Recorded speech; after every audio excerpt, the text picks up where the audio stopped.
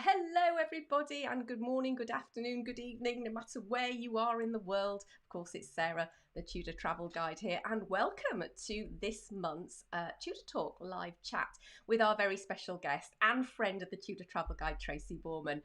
We've been having a good old natter in the run-up to this coming up, and I can assure you we're going to have a great time tonight. So thank you so much for joining us. Oh, hold on a minute. Why? How can I hear? Sorry, hold on a minute, guys. I've just done this again. I've got myself in the background. There you go. Here we go. Sorry about that. I always have the actual YouTube page on so I can make sure everything's ready and set up, and sometimes I forget to close it down and then I can hear myself going live, which is very odd, I have to say. Anyway, I can see there's a load of people joining us here, so I am just going to say hello to a few folks. So hello Karen, and you are joining us from North California. Wow, on your second cup of coffee. So yeah, how's California today? It just always blows my mind when people are kind of coming in from all over the world. It's amazing. And Denise, you're also in the US. Where are you, Denise? What part of the US are you from? And then of course we've got the lovely Cynthia. Hello in Florida. Lovely to see you online. Annie, hello from London, in London. So yes, you're a local. And and we've got Pam from Nashville, Tennessee.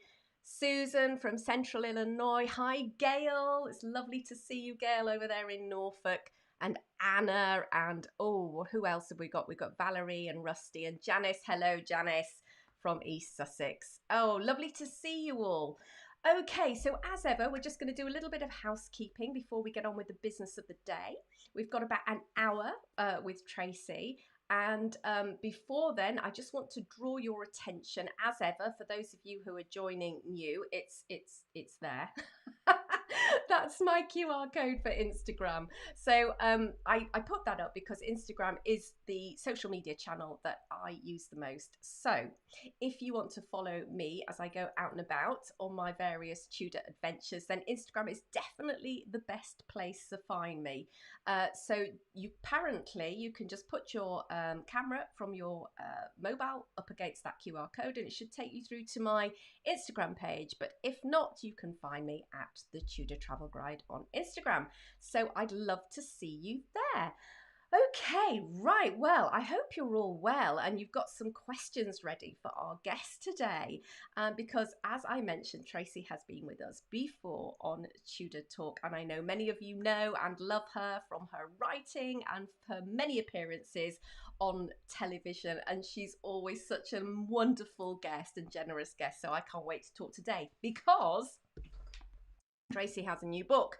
This is the book, ladies and gentlemen, Crown and Sceptre.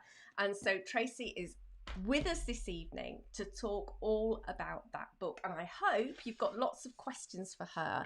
And in fact, I think what we'll do straight away is we'll get on and welcome Tracy to tonight's show. So hello, Tracy. Lovely to see you. Hello, it's lovely to see you too, Sarah. It's so nice to be back. Oh, it's so lovely. I know you've been busy in London today and you hot-footed it back here to be with us this evening. So thank you so much. Now, it's my pleasure. Tracy, first of all, let's talk about this book because this is a lovely chunky book, I have to say. But you know, I was struck because it's got all your books, of course, that you've written in the front of the book, all the various books. You've done a lot of books. I was like, wow, that is impressive. I know, I kind of hadn't realised that myself until I looked. I thought, oh yeah, I did do those. Yeah, you kind of just live for the next book, and so yeah, it's nice to take stock a little bit. Well, I'm very impressed because you're a busy lady, of course. You not only write, you're chief curator at Historic Royal Palaces there. Tell us a little bit about some of the roles you do before we dive into the book. Yes, I'm very lucky though, because every single thing that I do is history related. So, you know, it's complementary. But yes, I work at Historic Royal Palaces. I job share with Lucy Worsley, and we look after the curators at Historic Royal Palaces. So we're really the historians of the palaces, which is thrilling. So I get to sit in spaces that I've been just writing about, you know, for the monarchy book or for my Tudor books. And I'm also as well the chief executive of the Heritage Education Education Trust, which encourages children and young people to visit historic sites. And yeah, I dabble in TV, and I should put out an early plug that the new series of Inside the Tower of London starts on Thursday. Hurrah! Yay! Oh, brilliant. Excellent. I'm always so jealous of you because you get to go all around the tower, and I'm like, oh, that looks so much fun. I have to say, though, I'm going to share with you and your subscribers the secret that it makes my job actually look more fun than it is, because I get to go to those places when I'm being filmed. A lot of the time when I'm not being filmed, I'm sitting in meetings and looking at a computer screen. But, you know, let's not ruin the fantasy. Yeah, we'll enjoy the sexy bits. Well, Definitely. guys, for those of you tuning in, what's going to happen is I'm going to kick off asking Tracy a couple of questions of my own, but I'm going to be keeping an eye on the chat there. And so if you do have any questions about the book, then please feel free to post them. And I'm going to put as many of those questions as I can to Tracy in the sort of 50 minutes or so that we've got. And then for the last 10 minutes, we're just going to do a little wrap up, find out where we can get the book, when it's being published. We've already got somebody asking, when's it coming out in the US? So we'll cover all of the logistics at the end, and maybe stick around because we have got some, well, perhaps a little bit of an exciting teaser you're going to share with us, Tracy, right at the end of the chat. I certainly am. And if you love your Tudor history, you're going to want to hear it. So stick around. Okay, so look, I said you've done a lot of books, Tudor books, you got Stuart, your trilogy from the Stuart period, and then you tackle this book, which is, you know, covers all of the monarchy from Saxon to the current Queen, Elizabeth II. You're basically giving an overview of each of the monarchs and talking about their stories. That's an epic task, but what motivated you to take it on? It was epic. I have to say, it nearly finished me off, Sarah. But what the motivation, really, the inspiration behind this book was the fourth platinum jubilee. So our current queen celebrates her 70th year on the throne in February 2022. Oh, I've frozen on my screen. I hope I haven't frozen on your screen as well. And so I thought it was a fantastic time to be considering the monarchy and to place Elizabeth II into context, really, and really just look at how the monarchy has evolved, and this iconic institution that still survives when really it shouldn't. You wouldn't design a monarchy today. So I wanted to explore the secrets of that survival and look at how the monarchy has changed over time. But yes, it was an epic task. I still have this vivid memory of my first day writing it, and I just sat there with a blank screen thinking, how on earth do I start a history of the monarchy? But thank goodness for lockdown, I have to say, because it did have its upsides, and it meant that I could just write. I had so much dedicated writing time, and hence I did get it finished. Oh, that's wonderful. Yes, there were some upsides with lockdown. It really did make you focus, didn't it, on projects that you had to do. But the research, I mean, the breadth, the scope of the research that you must have had to tackle for this book. I mean, where you said you had that blank screen in front of you. Yeah. Where on earth did you start, and how did you go about writing the book? Well, my usual sort of method when writing is I sort of scan the secondary sources first, but then delve deeper into the original sources. So I did the same for this book, but you know, I was writing about 41 monarchs. So of course I couldn't do as much scanning of secondary sources initially as I wanted to. So I did actually quite early on go into the original sources. And I was deeply grateful to places like the National Archives, the British Library. They responded so well to the pandemic. They put ever more sources online. I was able to look at not just transcripts or summaries of documents, but the actual documents on screen. So that was enormously helpful. And as soon as lockdown lifted, I was there. I was back in the archives and having a good old delve. But obviously I made good use of the time in the meantime by reading around each king and each queen. It was very challenging though to come to my definitive conclusion on each one, because every single one of those 41 monarchs divides historians, some more than others.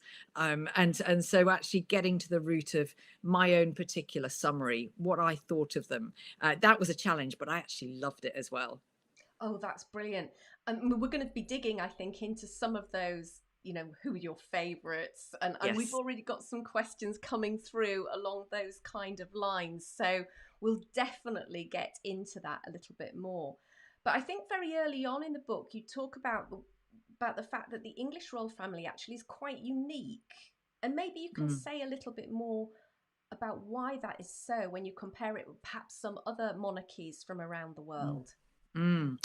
I think the English royal family, and I should distinguish here. My book is a history of the British monarchy, but it's British after 1603, and until 1603, I cover the English monarchy. I don't want to upset people in Scotland, so I'm not claiming to be writing about all of the parts of the United Kingdom for the full 1,000 years. But what makes the British monarchy unique is its longevity. I mean, it's one of the oldest, the most iconic institutions in the world. It's such a survivor. Mm. At the beginning of the First World War, I think there were 17 monarchies in the world. By the end of the First World War, there were just 10, and it's a diminishing picture.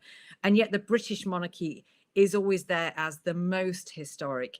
It has the most tradition, the pomp and the pageantry. People still flock here from all over the world for our big royal events. And I don't think that's me being, too patriotic about it. Genuinely, the British monarchy, I think, is really something special. But I should say we call it British, but really, from the year dot, we have been a nation of many different nationalities, and certainly the royal family, it's been German, it's been Welsh, the Tudors, there've been French influences with the Normans. So it's a truly sort of multinational monarchy as well. Yeah, and do you think that the British royal family has just managed to infuse itself so much with this the pomp and ceremony? Do you think Mm. that's why it's lasted so long? And that's, Rebecca was saying here, yeah, why do you think it has survived for so long? Yeah, I think a real key to the success of that and the survival is the pomp and pageantry. I mean, you can see it as one journalist called it the froth and saccharin, all of that. Oh, it doesn't matter. It's meaningless. It's not meaningful come to royal events, as I say. And Queen Victoria's private secretary said, the people want the crown and the sceptre and that sort of thing. And I think he was absolutely right. And there's something quite special as a historian to know that the coronation of Queen Elizabeth II was exactly the same as that, pretty much, of her 9th century Anglo-Saxon predecessor. So in about 1,080 years, that ceremony was largely unchanged. Of course, the advent of television was one notable change, but the actual ceremony, and in particular the anointing, Mm, that's so ancient. And so it's living history. mm. It's thrilling to think that the coronations we see in modern times have been acted out for millennia, for the past millennium, really. It is absolutely amazing, isn't it? And I, for one, can't. I mean, I love the Queen, but I really Me can't too. wait to see a coronation for myself because, of course, there are many of us now because the Queen has reigned for so long who Yes. have never Yeah. actually seen a coronation, and it's going to be an incredible day. And I know, I think you will agree. I think when there are royal events, both here and overseas, it particularly if the country is going through a difficult time, it really Mm. lifts people. It's a rallying point, isn't it? It's such a feel good factor, isn't it? And we need that. And particularly in recent times, globally, we've been through a pretty horrific time. But Mm. royal events always lift the spirits. And I think even those who aren't particular monarchists, they can't help but be swept up in the sort of pomp and the pageantry and the glamour. And I think that's really at the heart of royalty throughout the past 1,000 years. There's something sort of separate, almost otherworldly about the monarchy. You can't imagine them, sitting down and having sausage and mash and watching EastEnders and doing the sort of things that everybody else does. They're kind of a slight species apart, but that's what makes them special. Yeah, yeah, yeah. Now, the other thing that caught my eye almost in your introduction was how the rules for deciding who would inherit Mm, the throne were made. I mm. hadn't really considered that it had been anything other than what we know today, but it wasn't always. And No. of course, it's changing now, isn't it? Because you Mm. can now have the throne inherited by the firstborn, not just the firstborn son. But going right back, can you tell us how it all started out and how it changed? Yes, it was much more like the election of a prime minister in the past. It wasn't so much hereditary. The Witan, the sort of Anglo-Saxon council, really would often decide who the next king was going to be, and it was only gradually, really, that sort of primogeniture, the eldest son. That sort of law came in gradually through the Anglo-Saxon period, but it was much more democratic before that. You sort of got to choose somebody based on their suitability, or perhaps who you were most afraid of upsetting, and they would get to inherit the throne. And as I say, just gradually it became hereditary, and that was pretty much established by the time the full narrative of my book gets going in that most famous of historical dates, 1066. But Mm. yes, I really admire the Queen for the fact that she has changed more than 1,000 years of history by making it the firstborn, whether they are male or female. I think it's one of the most revolutionary things that have happened in the history of the monarchy, but it almost went under the radar. People don't really talk about that. Yeah. I guess because we know it's going to be boys for the foreseeable future anyway, but it's nice to know that women now have equal precedence. Yes, I was so excited when that happened. I feel particularly, I don't know about you, privileged to have been alive at the moment Yes, that that changed, because that's quite a yes. big thing, isn't it? It's a huge thing. So people who say that, that the Queen is just reactionary and she hasn't really done anything very significant, pff, I don't agree with that at all. That alone really has made her mark. That is such a legacy for the Mm. future monarchs. Yeah, lovely. Now we're definitely getting um, questions coming through here and about sort of favourite monarchs and stuff like that. So let's pick off a few of those, because I know that was just what I wanted to ask you about as well. Because having immersed yourself in these 41 different monarchs, you must have learned so much. I'm assuming that you learned a lot that you didn't know I about. did. I did because, of course, the Tudors are my bread and butter, but a lot of other periods, I haven't written about, I haven't researched that much. So it was a complete journey of discovery. And I have to say, I enjoyed writing the biographies of those monarchs more than the ones that I knew well, because it was a real sense of awe and wonder. And, oh, why haven't I written about the Plantagenets before? And these are really interesting people. So I learned such a lot. Yeah, you'd be a great person on a pub quiz now, Tracy, wouldn't you? For your Oh, breadth of knowledge on. I tell you what, I'm a lot better now than I would have been before. Okay, so let's get into asking a few of these questions. So, Bandit Queen, hello, Bandit Queen. So, do you have a favourite king or queen? And and so there's the other side of the question. And I was going to ask you what your top three. So Yeah, you can yeah. do either one. Okay. Maybe you could tell us the top three of your Yeah, yeah. faves, and then the other side of that coin is who would you replace? So I think it's like because as you point out in your book, because it's hereditary, you've got all Yeah. sorts of kind of inept idiots who Yes. who inherited the throne as well as the glorious monarchs. So let's Yes. pull all that apart a bit. Let's What pull that apart. And do you know what? One of the most interesting discoveries, looking at the sort of development of the monarchy and the themes that were emerging, is it tended to be those monarchs who weren't supposed to inherit who made the best job of it. is that So, right? what does that say? Perhaps that if you're heir to the throne, you come with a sense of entitlement, you Mm. don't try as hard as if you just suddenly inherit it, or you've had to fight for it. But that definitely is a trait. So, and that characterizes my top favorite monarch, who is and always has been Elizabeth I. Now, I was prepared to change my mind. Uh-huh. I love Elizabeth. She's my all-time historical heroine, but I thought, no, I'm looking at 40 other monarchs here. She still came out on top for Really? me. I admire her even more. And yet she was the underdog. definitely the forgotten younger daughter of Henry VIII. And yet she goes on to become the longest reigning, and I would say the most successful of all the Tudors. 2 and 3, probably number 2, Henry V, hero of Agincourt, but he was just a brilliant leader. He was a very inspiring man. People were devoted to him, and I think it speaks volumes that when he died in 1422, he was mourned on both sides of the Channel. Really? So, he was King of France then as well as King of England, and you might have thought that perhaps the French would be quite pleased to get rid of him, but they loved him too. So I think that speaks volumes. Really? That's quite amazing. And I think, what, number 3, I'm going to, there are so many I could choose, but probably George V, because he was one of those I didn't know very much about at all. And I really just liked him. He's the current Queen's grandfather. He was a pragmatist and just very sensible. He knew which way the tide was flowing. He wasn't going to try and make the monarchy more politically important than in fact it could be, but he became this sort of national treasure. And it was said that during George V's reign, monarchy became a religion. And I think it really helped that he was a figurehead for the national war effort during World War One. And he had this wicked sense of humour as well, and some quite rude asides.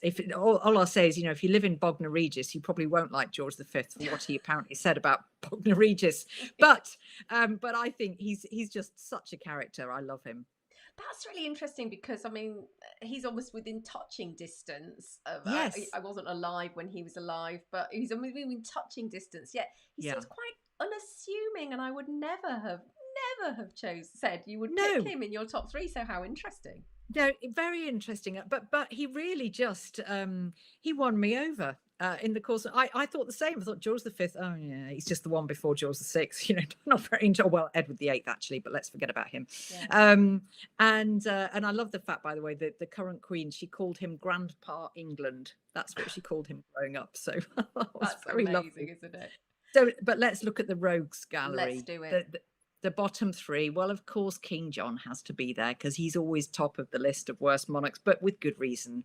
Loses Normandy, rebels against his own brother, Richard the Lionheart, Magna Carta, which had ramifications down the centuries for curbing royal power, really. And it was a sort of declaration of the rights of his subjects. So King John, it's hard to make a case for him not being in that list of worst monarchs. I would probably also have in there George IV.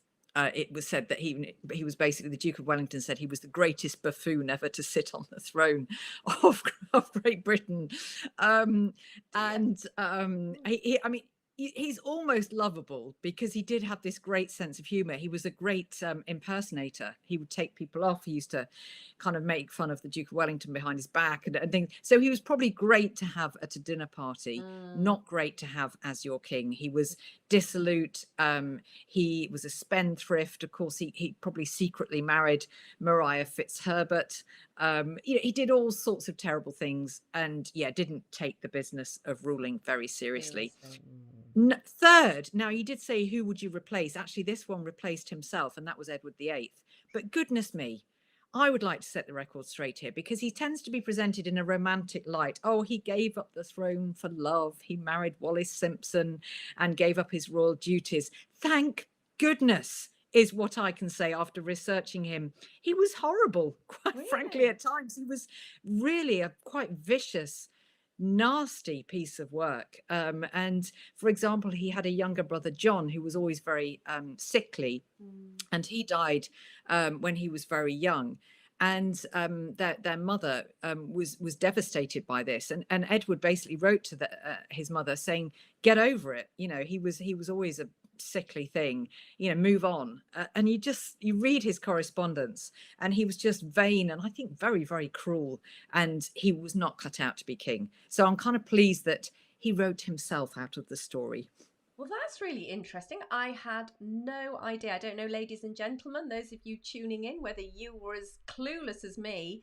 I think unfortunately I must have been swept up in that propaganda that you mentioned about this sort of romantic love story. Yes. How, And me too. And also he was good looking. He was like a Hollywood film star, and he yeah. was charismatic, and he could charm the birds out of the trees, but he had this other side to him that was a lot less admirable. And he met with Hitler, didn't he?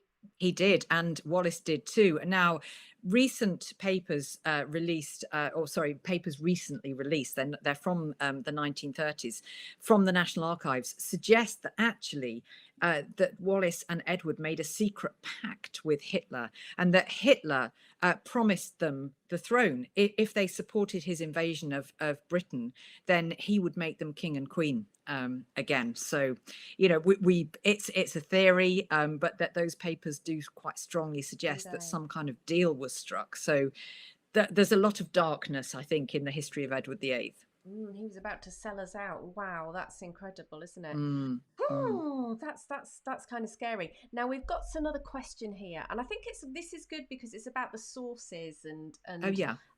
Cindy was asking, I've heard that access to the royal family's archives at Windsor is strictly controlled. Is there any move in the UK to require that records older than, say, 100 years be open to public access? Do you know That's anything really about that? interesting. Yeah, I don't think there is sort of generally among records. Certainly there is that rule pretty much in place at the National Archives, because you know these are official government papers. They're sort of, it used to be called the Public Record Office. So you know it is the nation's memory, and commonly they release papers after 30 years, but quite often as well after 100 years. But I think different rules apply when it's private collections, and you know sadly the Royal Archives would be classed more in that category, and so yeah it is a bit more difficult to get into that. And there are certain papers I think that aren't even in archives. Gosh, I would love to go digging around the attics of Windsor Castle or Oh, yes. Buckingham Palace. Have you ever been into the Henry VII Tower? I think it contains the library. It used to be part of Henry VII's apartments. Have you ever been in there? I've never been in. I've never been in. Access denied, Sarah, I think. Oh, there's no hope for the rest of us then. It's always what you Oh know. You have your top sort of 5 places you'd just love to get yes. into. Oh, I have, though, been to the Vatican archives, so you know I Ah, can't complain to see the love letters between Henry VIII and Anne Boleyn, or rather the ones he wrote her. Yeah, all-time career highlight. I'm not making any complaint about access to archives ever again. that's amazing. That's amazing.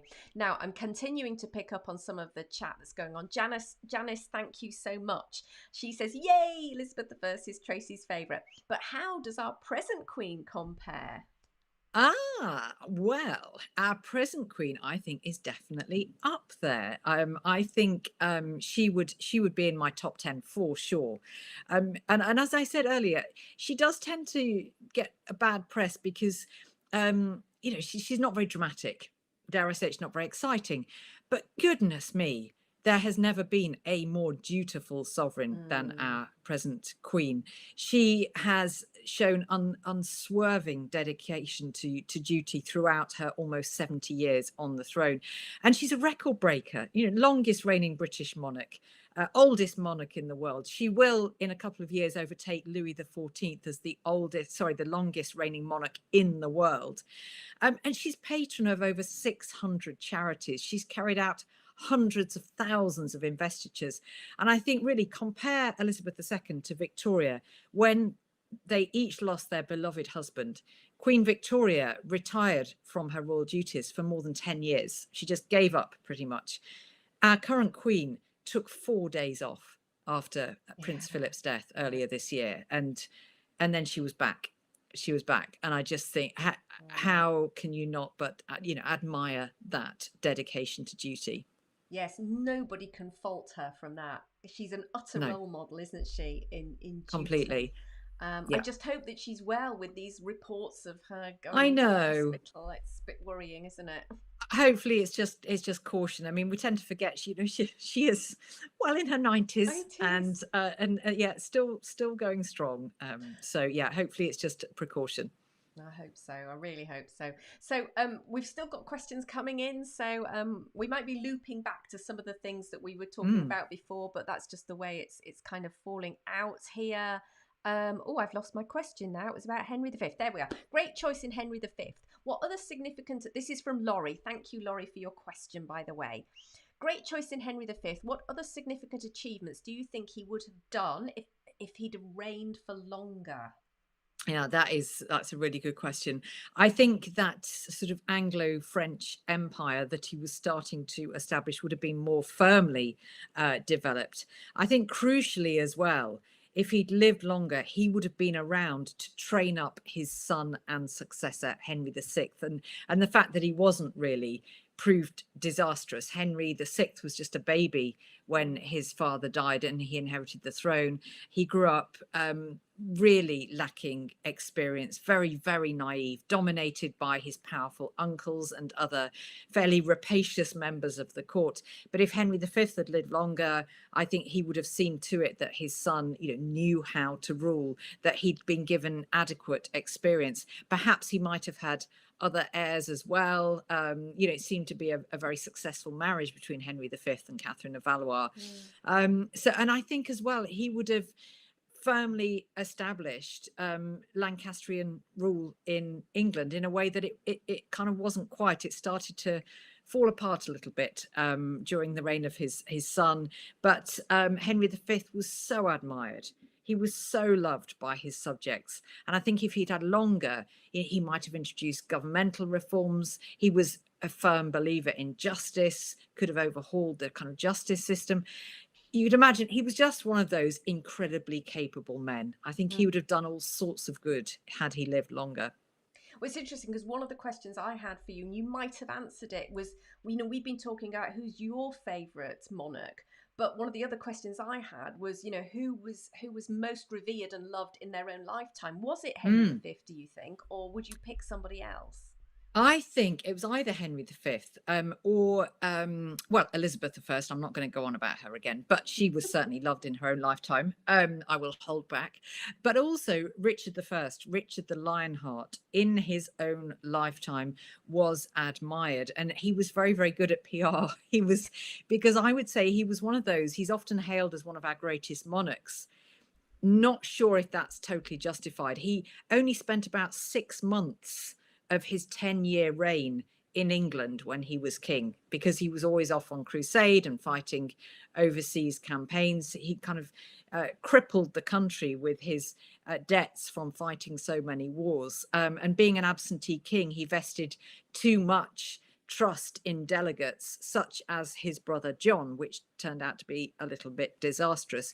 But in his own time, this reputation as Coeur de Lion, and he was already being called that, Lionheart, during his own lifetime.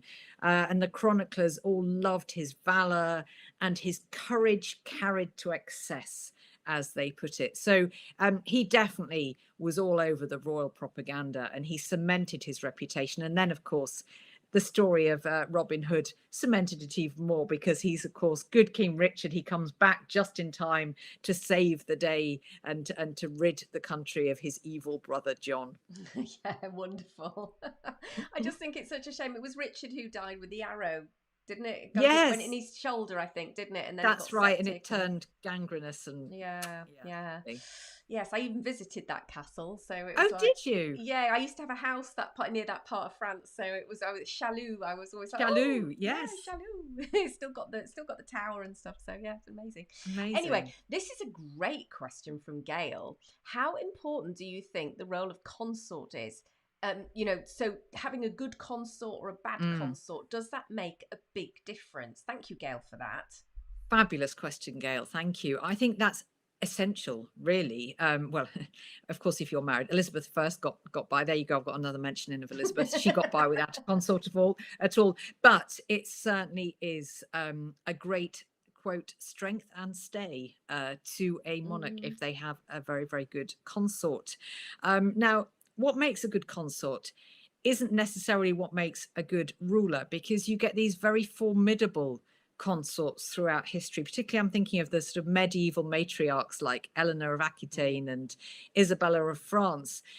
And they were amazing. I think if they'd been Queen's regnant, not Queen's consort, then they would have been absolutely incredible, very successful. But almost they were too powerful as consorts, and they ended up clashing with their husbands. So I think it tends to be those who take a step back and who are sort of the power behind the throne without asserting their own power too publicly, who are the greatest successes as consorts. I'm thinking of the likes of Philippa of Hainaut, the consort of Edward III. Eleanor of Castile is another good example. And it tends to be those who are content to live not quite in the shadows, but to take a step back. And of course, the most recent example, Prince Philip, he has been controversial. Of course, he did have a habit of making ill-judged asides sometimes, but he knew his role, and he knew his role was a supporting role.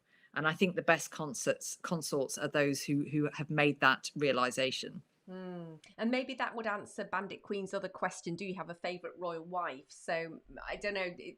Have you? Oh, I do though, and it's totally different though, because I'm just going to contradict myself, because she's favourite.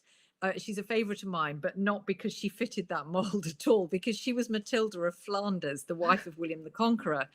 And now she was a powerhouse of a woman and sort of almost ruled in her own right, because William was always having to go back to Normandy to deal with things there. So he left Matilda as regent in England. And she was an absolute force to be reckoned with. But then she got a bit too power hungry and ended up rebelling against William.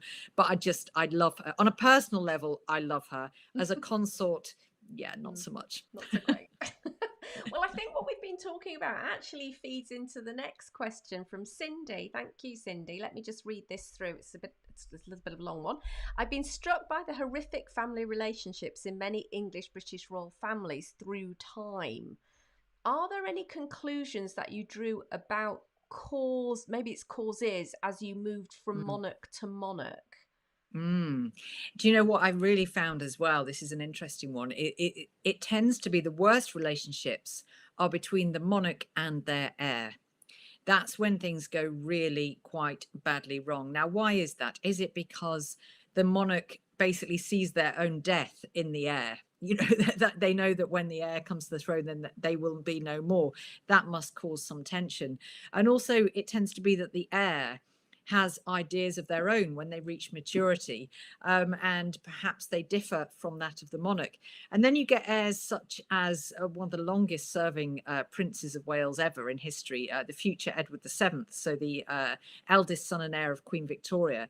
And Queen Victoria was just constantly exasperated by Edward, because she just saw all of his shortcomings and how dreadful he was going to be. But rather than try and help him, she just criticized him endlessly and kind of eroded his confidence. And so did Albert. Albert called their son a thorough and cunning lazybones. And so they're just always laying into him. But that just made it worse. It made him more rebellious, more dissolute, more likely to run into the arms of the latest mistress.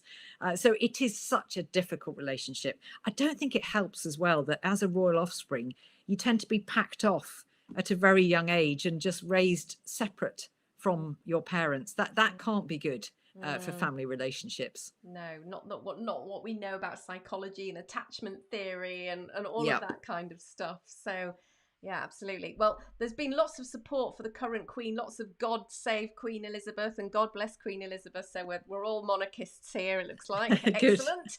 I guess you wouldn't be here if you weren't. Yeah, I just wanted to come down to Maureen's question. Thank you, Maureen.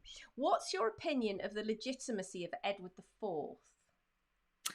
The legitimacy of Edward IV. Well, I know there were rumours about his parentage, and that he may have resulted from an adulterous affair that his mother had. Now, I haven't found any evidence to support that, is what I would say. Of course, it may be that evidence was lost or destroyed as you might imagine it would be by Edward IV or his mother. So I'm not completely convinced. I think that's more likely to have been put about by Edward's rivals, even, dare I say it, by one of his brothers, either, Richard III or, George, Duke of Clarence, who knows? But I didn't find anything to support it, no.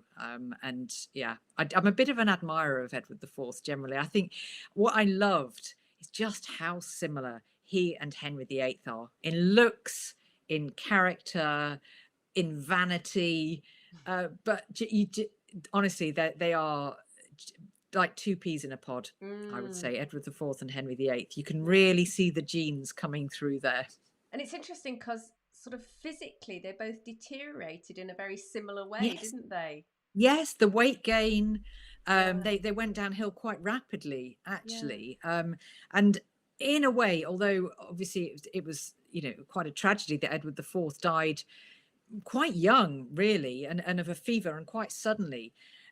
You might say that was the kinder death than what happened to Henry VIII, which was a much more lingering, just sort of drawn out process with his ulcerated legs, and he just gained more and more weight, and he was increasingly humiliated by what he'd become, and I think that affected his temper and his behavior. Whereas Edward IV, his death was much shorter and obviously much earlier. Yeah. Now I'm just going to sidestep because I wanted to we slightly different change of tack, almost going back a little bit to talk about some of those original sources, because I was really curious to find out, what original sources did you get your hands on that you were really hadn't seen before, maybe that you got really excited about? What can you tell us about that? Oh, I've spent so many happy hours with this book in the National Archives. I particularly love the state papers, so that the sort of correspondence between the king or queen and their ambassadors or their envoys or their ministers.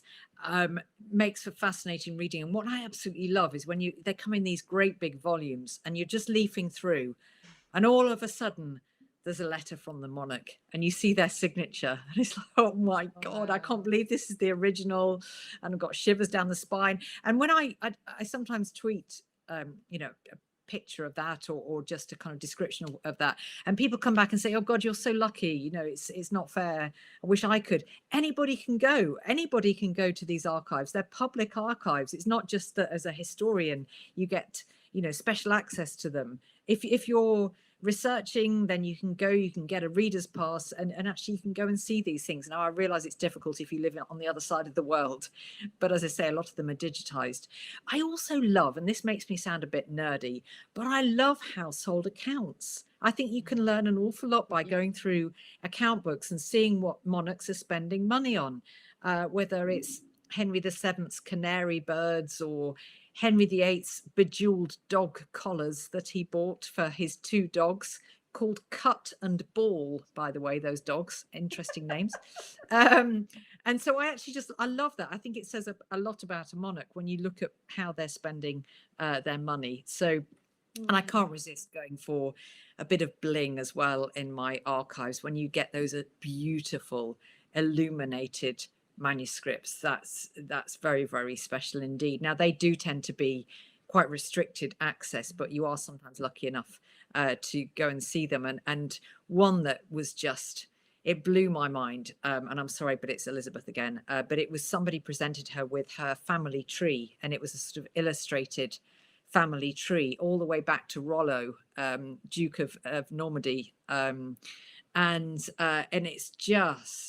it's exquisite. And you open it up and it's as if it was done yesterday. The colors pop from the page. It's absolutely beautiful. It was, that for me, I just couldn't stop looking at it. I'd sort of, it wasn't particularly useful to me, but I spent hours with it. I bet you did. That must have been glorious to say. Oh, beautiful. Okay, let's go back to the chat. So I hope, guys, you're enjoying it. Do give us a thumbs up if you're enjoying our chat tonight. It's lovely to chat to you, Tracy. And we're going all over the place. So I'm so That's good. impressed that you can jump centuries backwards and forwards at like this. It's amazing. And in fact, we're going to come a little bit closer to where we are now with Cindy's question. Hi, Cindy. Lovely to see you here. So Cindy's asking, what's your thoughts on Queen Victoria? Is she near the top, middle, or bottom of your kind of, I guess, lists of favourites, and why? Yeah, I mean, she's definitely up there, but in a sense, I had a better opinion of her before I wrote this book than after, because I guess I found it hard to get over the fact that she just walked away from being queen for so many years, and of course she was grief stricken by the death of Albert, and you can completely understand that.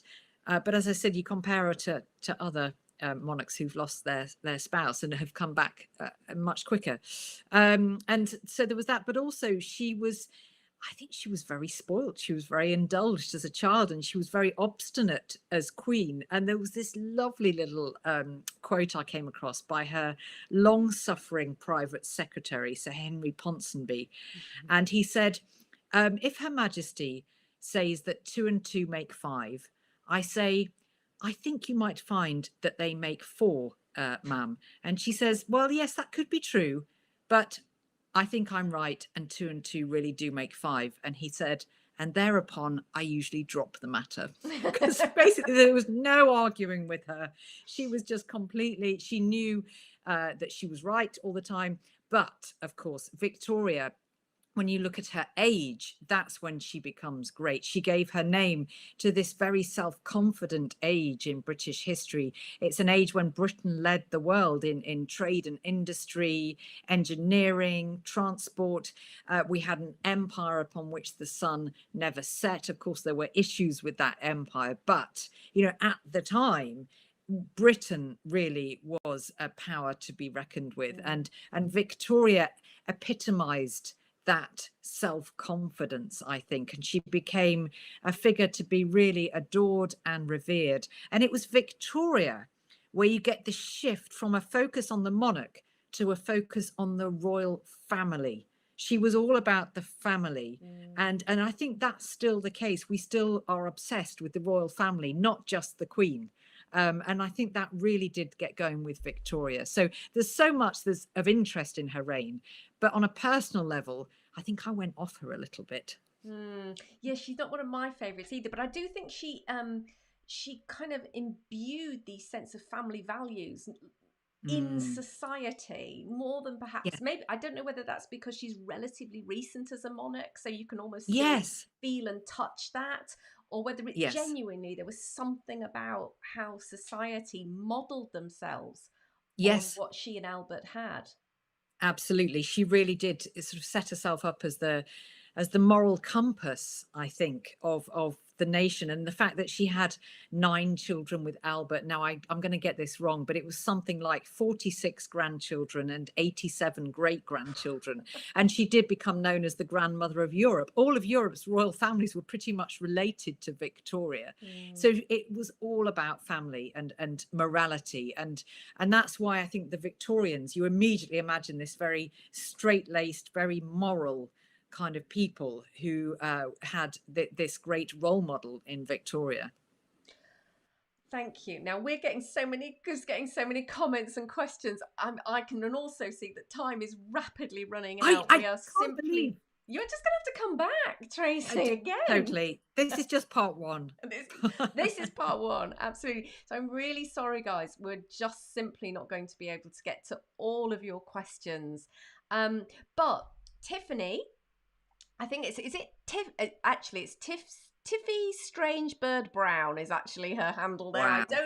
I don't know what your name is, whether it is Tiffany. That was a guess on my part. Forgive me if I've got that wrong. But anyway, you're asking a question actually was also something that I was interested in. So the question is, how or whose reputation do you feel most benefits from modern study and with fresh eyes? And I was kind of thinking the same, once you'd read about all of these, who do you think actually there hasn't been a good modern biography on this monarch? We need to look again. we need to look again. I would put into that category King James II, who, so he is the brother of Charles II, and he's his successor because Charles II had no legitimate children to follow him. So the crown passed to his brother James II. Now, he has been dismissed by history as, such a staunch Roman Catholic. He upset everybody in England and in Scotland too, and therefore they had to invite William of Orange to come and take the throne with his wife Mary in the Glorious Revolution of 1688. That's how the narrative has played out. So I was prepared to not really spend that much time with James II because he reigns for 3 years and it's all a bit of a disaster. And then my eyes were opened. I just thought he was not like that at all. He may have had private Catholic beliefs, but he was tolerant. He was tolerant of all religions and of all races too. And this was a time when you did not get much toleration in any sphere of British life. But James II was always urging his subjects not to have such prejudices against, race, colour, creed. And I thought actually the sort of quotes that I found about James II, the words that he said were startlingly modern and would really have resonance in our society today. So I started off, as I say, willing to just dismiss him almost. But I gained a lot of new respect for James. So I would love to see a sort of revisionist book about James II. I think there is quite a lot to admire about him. That's really interesting. I mean, James II, if you press me to tell you one thing about him, other than him being a Stuart, I would have no idea whatsoever. So that's really interesting. And the next question, Tracy, is: are you going to write that book?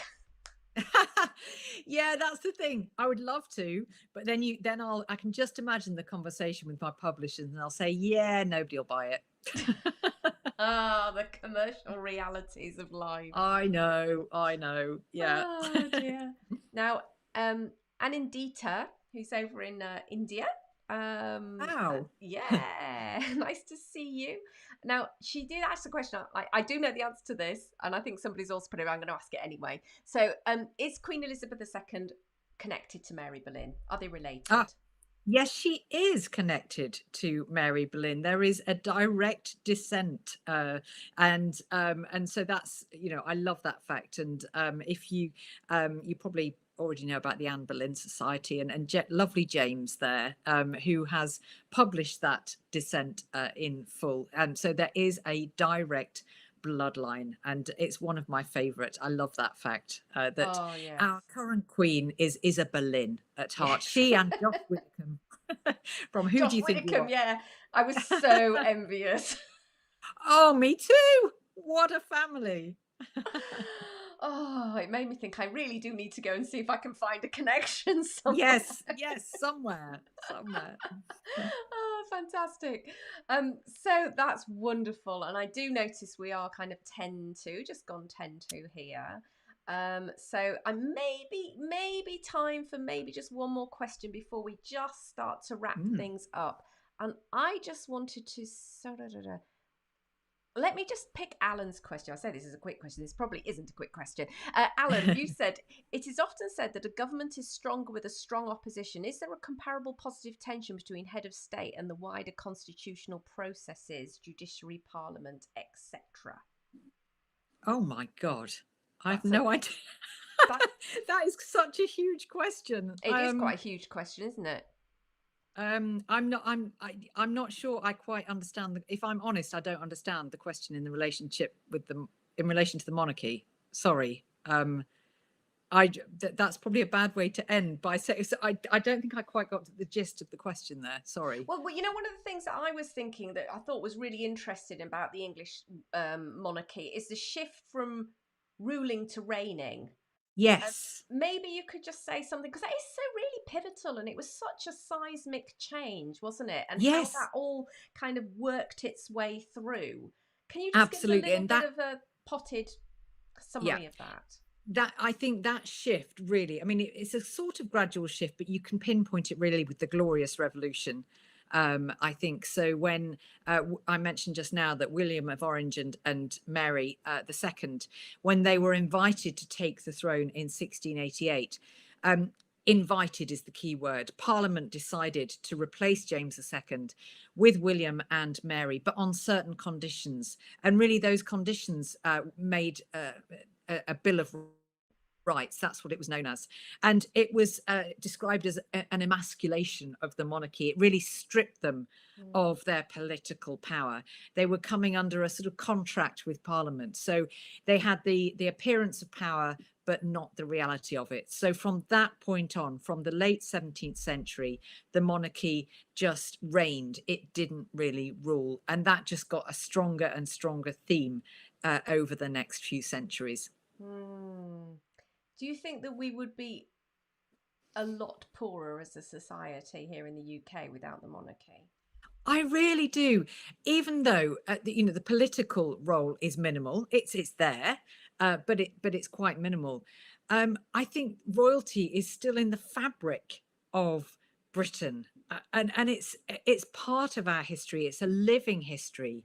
It inspires so much love and loyalty and devotion. We're all fascinated by them, aren't we? And so I'm speaking among friends here this evening. And so, I really do think that we'd be a lot poorer without those royals.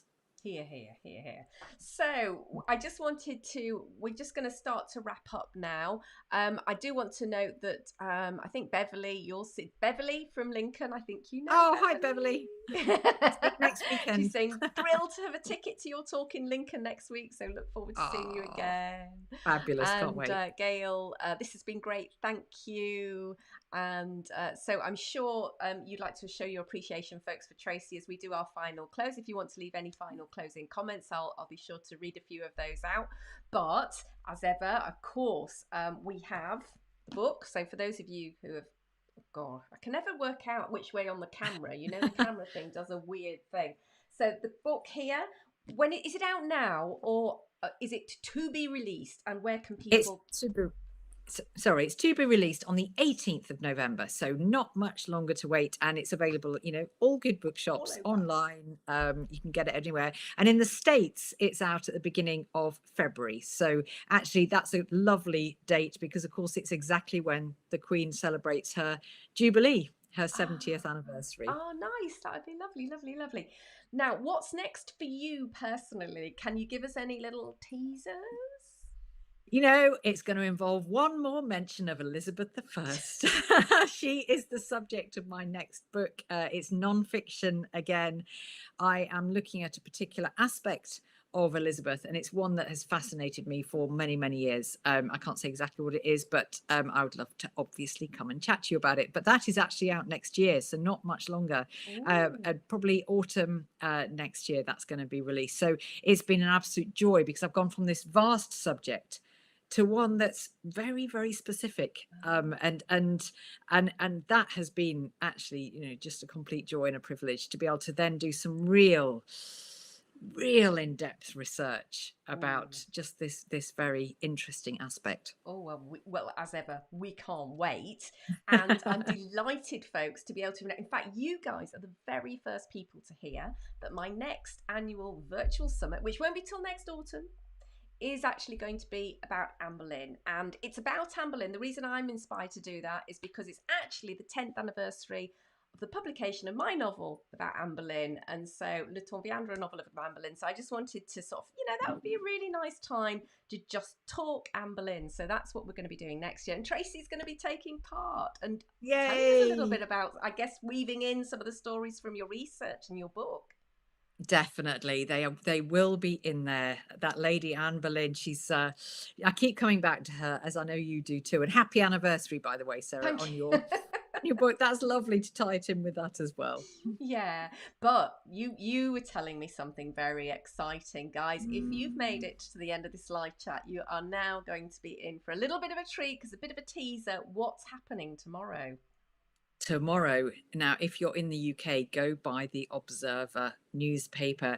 There is going to be a very exciting discovery revealed in that newspaper relating to Anne Boleyn. It's something that I was told about when I was writing this book. It features in this book, and it's one of the most exciting finds relating to Anne Boleyn that we've had for many, many years. Now, don't worry if you're not in the UK, because this is going to go online as well. I will certainly be tweeting about it. I'm sure Sarah's going to be tweeting about it. We will share that news. But if you're the sort to go and buy a Sunday paper and read it with your coffee, make it the Observer tomorrow. It is going to be worth your while. I was saying to Tracy, folks, I'm going to be out there grabbing my copy of the Observer, running back, and probably putting something online. So if you are overseas, as Tracy said, it'll be all over everybody's social media, I'm sure, tomorrow. And I'm certainly going to be out there getting it out on social media. So I can't wait. I don't know what it is either, by the way, folks. So I'm as much in the dark. So I'm as excited as you are. So yes, so we've got Rusty saying, "Oh my God, stop teasing." Vince exciting, and Rebecca, Sarah, please blast this info to us. Yanks, it's coming. Yeah. And can't wait for tomorrow from Janice. Thank you, ladies. Cindy, oh, can't wait. Sarah, Rebecca said, Sarah, please be up with the sun. No pressure. So we've also got a lot of love coming your way. People saying thank you so much. Of course, Tracy, you can always log on and have a look at the chat. Hopefully, it doesn't always appear straight away, but somehow magically through YouTube, it suddenly appears at some point. Goodness knows how YouTube's works. But I just wanted to say we're just hitting the hour, so I just wanted to thank you so much. It's been a delight as ever. Oh, it's been such a pleasure. Honestly, I could have chatted to you all evening. So thank you. And thank you to everyone who's sent in questions. And yeah, hope to see you again really soon. Yeah, thank you, Tracy. And hold on, guys, just a couple of more things from me. So yes, that's it really for today. But as ever, just like to sort of round up by letting you know what's coming up. And in fact, we have a bit of a double whammy this month, because I also have another live chat coming up next week. And this time we have the lovely Leander DeLille coming and talking to us about Elizabeth's rivals. So a totally different subject, but very interesting. We've got some interesting characters there. So we are going to be back on Saturday. I think we'll be doing 5 o'clock. So if you want another slice helping of Tudor Talk, make sure you put that in your diary. I'll be bookmarking it and putting a page up on YouTube several days in advance, so you'll be able to bookmark that page. So I think that's all we need to do for today. I have loved having you here. It's been an absolute pleasure. Thank you so much for all your questions and your comments and your lovely feedback. Tracy and I appreciate it enormously. And so until I see you again, folks, you take care wherever you are in the world. Have a good rest of day or evening, and I'll see you soon. Bye for now.